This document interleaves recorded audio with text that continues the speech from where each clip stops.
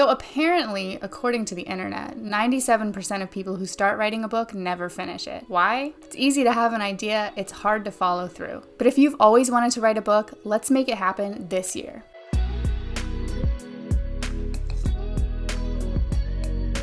Hey, I'm Megan. I'm a professional writer and writing coach, and today I'm your writing coach. I'm so glad to hear you want to write a book. If you've never written one before, it might seem daunting. Books are long, there's a lot going on in them. Where do we start? In this video, I'm going to walk you through a 12-month plan I've put together for finishing a novel in a year. This is part of a bigger project I'm hoping to launch one day where writers can sign up and get weekly resources and feedback and insight as they go through this 12-month process. But until I get that all worked out, I wanted to at least give you the steps involved in writing a novel in 12 months. And I'm talking the whole thing from brainstorming an idea to sending your work out there. So let's break down this 12-month plan. All right, so first we're going to start with January and February. These 2 months are going to be dedicated to brainstorming, researching, planning, and outlining. Basically everything you need to get done before you start writing your book. It's so important to figure out the elements of your story before writing so that you can make sure the writing part goes as smoothly as possible. What you don't want to have happen is to get midway through the writing months and realize, oh shoot, I didn't think about this part of the story, or oh, I didn't develop these characters enough. We want to get all of that out of the way in January and February. If you've watched my videos for a while, then you know that I always say you've got to start with a premise, characters, and an outline. If you need help finding a premise for your story, make sure you use my Find Your Premise workbook. I'll link it below. And then depending on the type of story or book you're writing, you'll need to do some research during these months as well. The more you can do ahead of time, the better you'll set yourself up for success as the months go on. The great thing about having a plan is it gives you a set amount of work to do every single day. And if all you do is that, by the end of the year, you'll have your finished product. Instead of not having a plan and then going, well, I don't really know what I'm supposed to do today. Am I supposed to do a little bit of revising or a little bit of more drafting or brainstorming or, oh shoot, I forgot to outline. And it gets it all messy. So if you aren't a big planner, that's okay. I'm the one who's going to be giving you the plan. You just have to follow the steps. All right, so in January and February, we're going to spend that time researching, brainstorming, outlining, and developing our story. In March, April, and May, we're going to write. So the way that I've set this up is that you're going to write 1,500 words a day, 5 days a week, for 12 weeks, and that's going to get you a book that's about 90,000 words long. You may be writing a book that's shorter or longer than that, and so you can adjust your word count as you need, but most novels fall between 85 to 120,000 words anyway, so I figured 90,000 would give you a pretty good start. Plus 1,500 words a day, 5 days a week, that gives you weekends off. It's manageable. It's about maybe an hour and a half a day, maybe faster when you have a good outline. But that's going to be the goal for March through May. You're going to do all your drafting. The trick is you want to make the most of this writing time. Yes, it's a first draft, so I'm not saying it needs to be perfect and you've got to make it polished, but I am saying try to be as intentional about it as you can. And again, that's where a good outline comes into play. You'll be golden, trust me.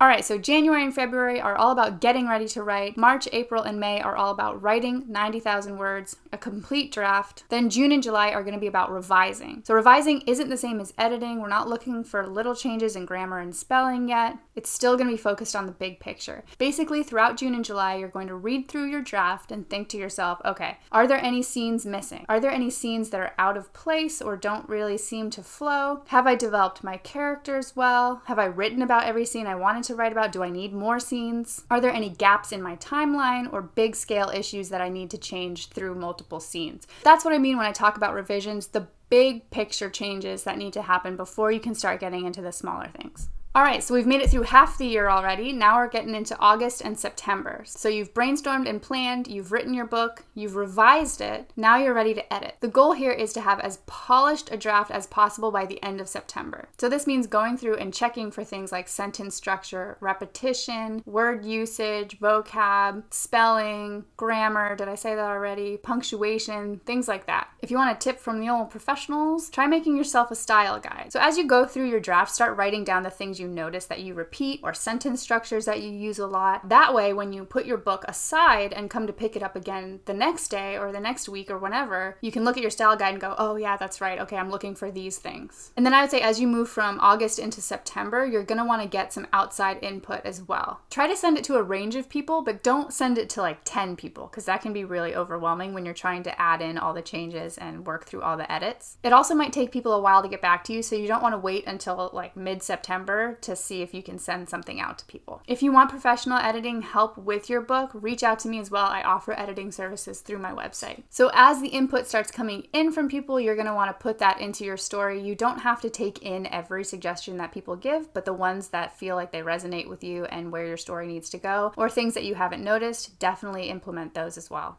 All right, so we've made it to the end of the year now. For October, November, and December, these 3 months are going to be all about sending your work out there. You'll want to start searching for agents that represent work that's similar to your own. If you're not sure where to start, I usually look for books that are similar in theme or style to the one that I'm writing. The author will usually acknowledge their agent somewhere in the book, or you can look up the publisher as well and see which agents typically work with that publisher. And then you'll want to write a query letter and start sending those letters out. The reason I give 3 months for this part of the process is because it can take a while. You might need to query a bunch of agents. You might not hear back from people for a while. There's also the holidays, and it gives a little bit more of a buffer if you need to get more edits done. Okay, so let's recap. How do you write a novel in a year? January and February are all about brainstorming, researching, outlining, doing everything you need to do before you start writing. March, April, and May are all about the fun part, writing. You want to write 1,500 words 5 days a week for 12 weeks, and that'll get you to 90,000 words. Then June and July, you're going to spend that time revising. These are big picture changes, all making sure that your story is complete. Then in August and September, it's all about edits. These are smaller changes, grammar, punctuation, repetition. You're going to want to get outside input too from your friends, your family members who are good readers, your writing coach, I don't know. And then by the end of September, you want to have a finished draft of your book. That way in October, November, and December, you can start querying agents and sending your book out there. And that's how I would suggest you write a book in a year. It's possible. It's possible. And as I said earlier, I hope to turn this into a 12-month program where I can give writers weekly resources that'll help them stay on track. If you'd like some regular check-ins, feedback on your work as you're writing it, or editing once you're further along in the process, reach out to me. I offer all of these services on my website. But now you should have no excuse not to write a novel this year. If you decide to take on the challenge, let me know. I'd love to cheer you on. After all, that's my job. I am your writing coach, so... I hope you found this video helpful. If you want more tips on each part of the writing process, hit the subscribe button, and I will see you in my next video. Happy writing!